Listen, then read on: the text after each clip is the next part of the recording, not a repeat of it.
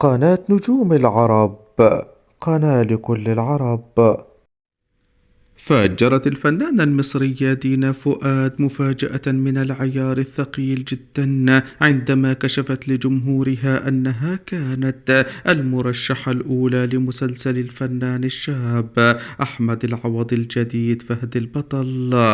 وأنها رفضت ذلك العرض واعتذرت لأحمد العوضي عن مشاركته في بطولة مسلسله الجديد، وأن أحمد العوضي قد اضطر بعد أن رفضت دينا فؤاد بطولة المسلسل اللجوء إلى فنانة أخرى، وكانت بالطبع هي الفنانة الشابة ميرنا نور الدين. ويبدو أن الفنانة دينا فؤاد قد تعمدت أن ترفض مسلسل أحمد العوضي الجديد، وذلك رغبة منها في تحسين علاقتها بالنجمة المصرية ياسمين عبد العزيز، والتي تأثرت كثيرا بعد مشاركة دينا فؤاد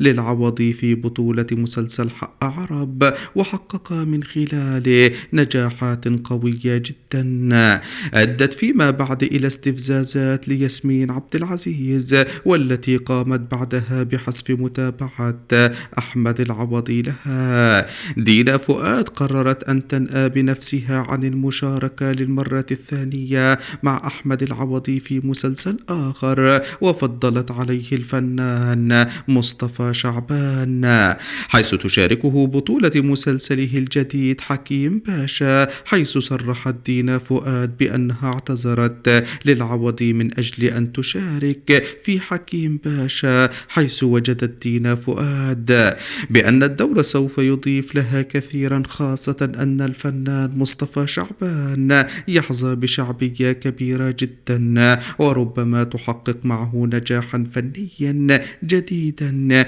يضاف إلى نجاحاتها السابقة، كما أنها ستبتعد عن المشاكل التي سببها العوضي لها في مسلسله حق عرب مع طليقته الفنانة ياسمين عبد العزيز، والتي على ما يبدو لم تتقبل قصة الحب التي جمعت بين حنان الغرباوي وعرب السويركي في مسلسل حق عرب.